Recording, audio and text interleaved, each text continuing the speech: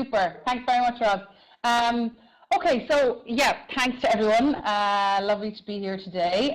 What you can see on the first slide is the question that I got. Yeah, this question: what warmers do you think every new teacher should learn?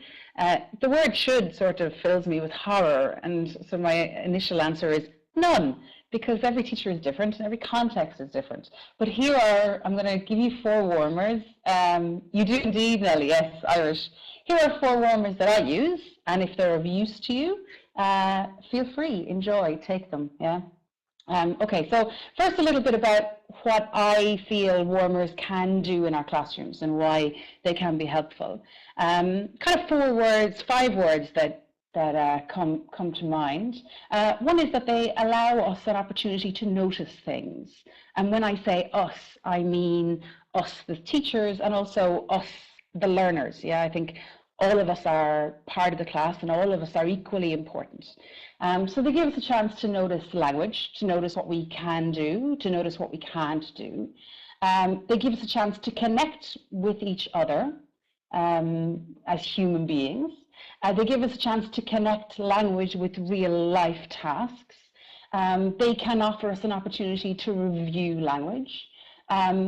They also can give us an opportunity to remember, they remind me that to prioritize communication over language.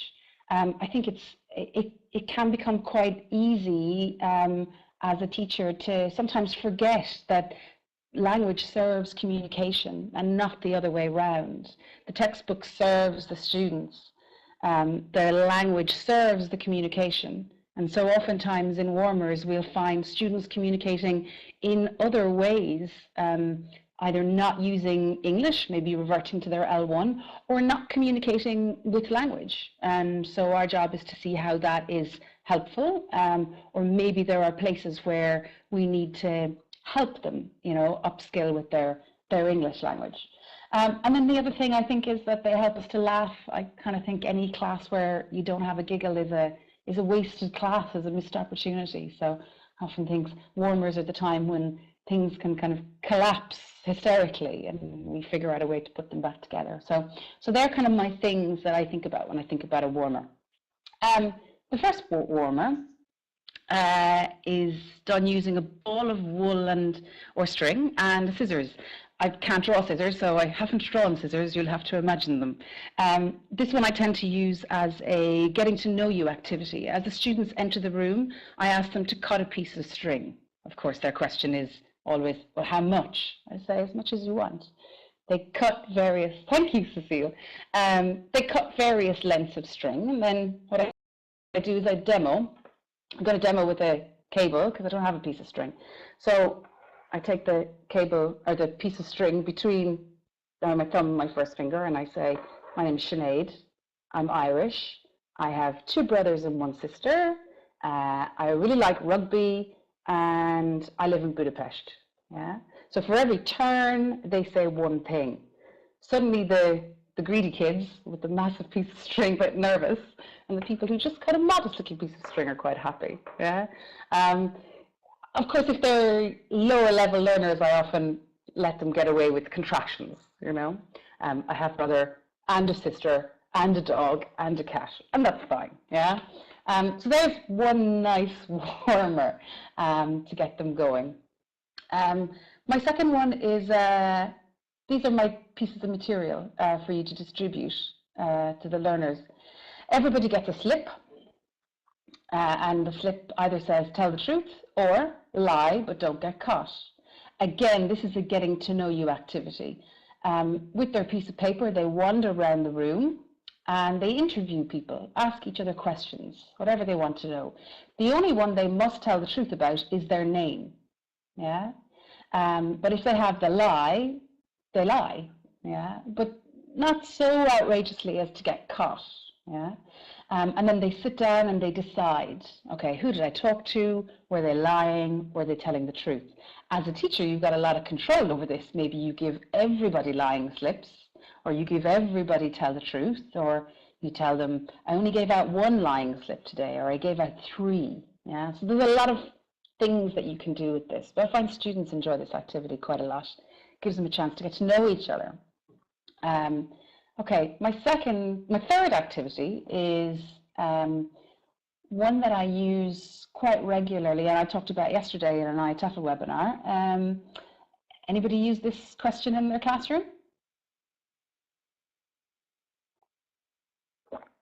Classic, yes, classic Monday morning question. Yeah, I know. And somehow I feel students are kind of bored of this question. You know, sometimes they sigh and the shoulders go down. That said, it's a question I think we ask each other all the time, but there are different versions of this question. So my version of this question changes all the time, but here's one that I use. Tend to use it with phonemic script to get them focusing on the pronunciation, yeah. But I just change that do to change that main verb to get up to, yeah. What did you get up to at the weekend? I drill it, they walk around, they mingle, and they ask each other this question. Sometimes I get them to talk to everybody in the class. I think this question of connection is one where this task can be very, very helpful. I find students sometimes can get quite comfortable in their little pockets. You know, they sit with the same buddies every day, they talk to the same people, and sometimes they don't notice everybody else in the room. And just this idea of going around and talking to everybody in the room, and just giving everybody time, giving everybody 30 seconds or a minute, I think is time very well spent sort of redrawing those connections between the students. So a very simple activity. And again, that question can be altered and changed depending on the level of your students, depending on the main verb you want to put in there, depending on the structures you're working on. Yeah, you can put anything in there. Yeah. Okay, and the last activity I have for you is about review. Yeah, so here's a set of vocabulary. Imagine these as small slips of paper.